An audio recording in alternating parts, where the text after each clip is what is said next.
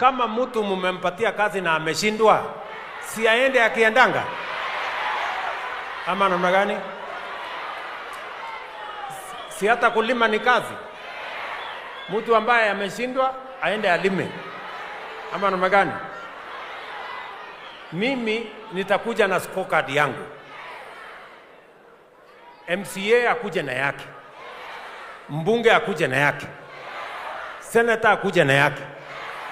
Gavana akuje na yake. Si nyinyi ndio mtaamua? Ama kuna wengine wataamua? Si ni wananchi wataamua? Na siku ya kuamua bado. Saa hizi wacha sasa tupange kazi.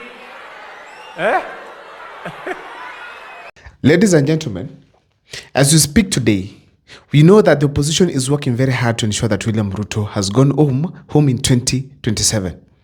But also we must remember that William Ruto and Raila Amolo Odinga, they're working so hard to ensure that they retain the seat in 2027. Now, so far, William Ruto has been making some moves politically to ensure at least he also retains his seat. And on this particular video, I want to take you through step by step some of the things that William Ruto has made so far as achievements in relation to 2027 bid. But also, I'll show you some of the failures that he has made as far as his decision making is concerned. But before I take you through, if this is the first time you're watching my videos at Mukwa Times, please take a second or two to subscribe, like and comment, because that is the best support you can always give this channel. My number is always here. For those who want to support the channel, feel free to do so. Reach out to me, and that's M-Pesa number.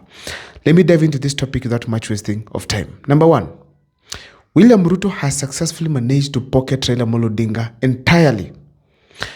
One thing we know is that Raila Amolo Odinga came in as a protection to President William Ruto in relation to losing Mount Kenya. And now, despite the efforts that William Ruto is making to get Mount Kenya back, he has ensured he has also retained Raila Amolo Odinga. He's targeting the Luo Nyanza votes, the Western Kenya votes, and of course, the Coastal Region votes. Ladies and gentlemen, how has William Ruto retained Raila Amolo Odinga? So far, we know that whenever William Ruto has a chance to speak to a crowd, he doesn't get out of the stage without mentioning how much and important Raila Amolo Odinga has been to his team. He always praises the broad-based government. Ladies and gentlemen, William Ruto has worked so hard to ensure that Raila Amolo Odinga's backyard has development projects.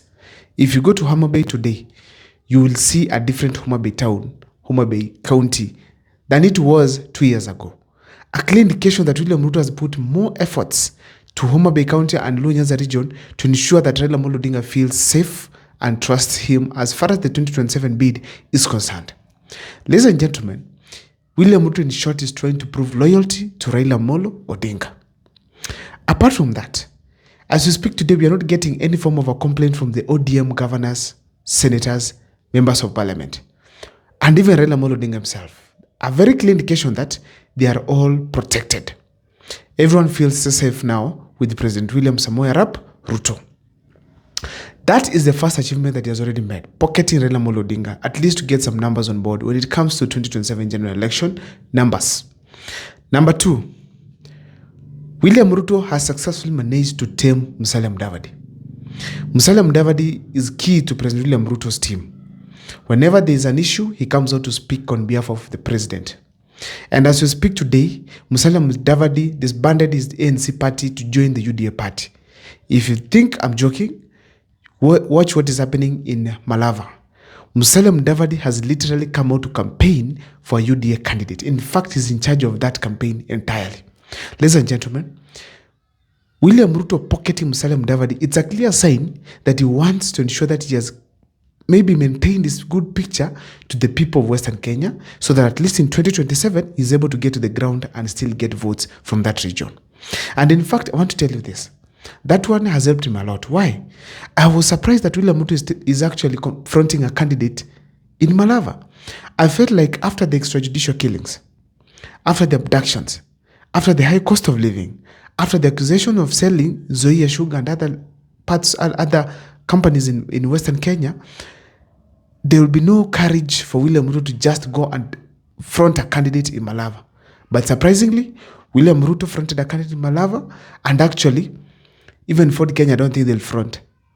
I don't think even the ODM are going to be allowed to front a candidate in Malava. A clear indication that William Ruto has successfully managed to keep his image in Western Kenya, which is a clear indication that in 2027 is not going to be easy. Ladies and gentlemen, another achievement that President William Ruto has made so far is to ensure that he has maintained his mountain allies. Apart from losing Rigathi Gachagua, he has also kept all his allies together. Let's talk members of parliament like Kimani Ichung'wah and many others, even plus the Madira MP, plus actually the Nyeri Town MP. So the fact remains that Rigathi Gachagua, despite his exit from government, William Ruto has managed successfully to have his allies on board. The fact is that those allies might not have an impact so much on the ground. But we know the Kenyan politics. Money is going to work in 2027. And checking that William Ruto has those members of parliament, then it might not be that easy for any candidate who is coming to counter President William Ruto in 2027 because money is going to be used. And some of these members of parliament are the ones going to be used to get to the people at the grassroots. Because despite it is harsh, some of them still access their constituents. That is a huge win for President William Ruto when it comes to maintaining his members of parliament or even allies from the Mount Kenya region. Another thing I want to tell you is this. William Ruto has managed successfully to keep the church allies. If we all remember back in 2022 campaigns, William Ruto used the church a lot. And the church helped him actually even win the Mount Kenya votes. As we speak today, William Ruto has not dumped all those church leaders. They are by his side. The moment he calls for a meeting in State House, they come. Probably because of Rigathi Gachagua, William Ruto may not access some of these churches. But church leaders coming on board, William Ruto can speak through them to the congregants. And indeed, I'm telling you this, the church will play a huge role if William Ruto wins the 2027 general elections. So therefore, having the church leaders on board is also crucial. Talk of Mwai, talk of Karaoke, talk of many other church leaders across the country who are allied to President William Ruto. Keeping them, it's a huge achievement for President William Samoei Arap Ruto. Now, another thing I want to say is this. William Ruto has successfully managed to keep the Luo community. As we speak today, there's no one who speaks Tuta more than the Luo community. And probably it's because of the development projects, or it may be Raila Amolo Odinga's efforts that he has made so far to ensure that William Ruto is taking development projects to that region and is that is working with him closely. So therefore, keeping the Luo Nyanza by his side is important in the sense that when it comes to the political statements in the country, I don't think there's a community that if it decides to talk about a leader can do better than the Luo people. So I feel strongly that politically he will achieve by having these people on board. Now, if you check also closely, right now William Ruto's biggest defense team comes from the Luo Nyanza leaders, especially those of the ODM. A clear indication that William Ruto knows the importance of having the Luo community on board. Also, ladies and gentlemen, I told you that I'm going to talk about the failures that William Ruto has made in his government, especially in relation to 2027 general elections. And let me go straight away to the first one that he has made that everyone can be able to see. Number one, impeaching Rigathi Gachagua. William Ruto has worked so hard to get votes after impeaching Rigathi Gachagua. William Ruto has used a lot of money so far, and he will use a lot in 2027 to get the votes because of Rigathi Gachagua. Why? Rigathi Gachagua is the best orator in the country. He is in charge of the Mount Kenya region, and Rigathi Gachagua actually, as we speak today, he understands what to say and when. Very intelligent. So such kind of a decision that William Ruto made, I'm very sure wherever he sits right now, he remembers that indeed he messed up by kicking out Rigathi Gachagua out of government. And if you check what Rigathi Gachagua is talking about here in the public, I feel strongly that William Ruto could have listened to him and at least adjust some of the things that are affecting the ground.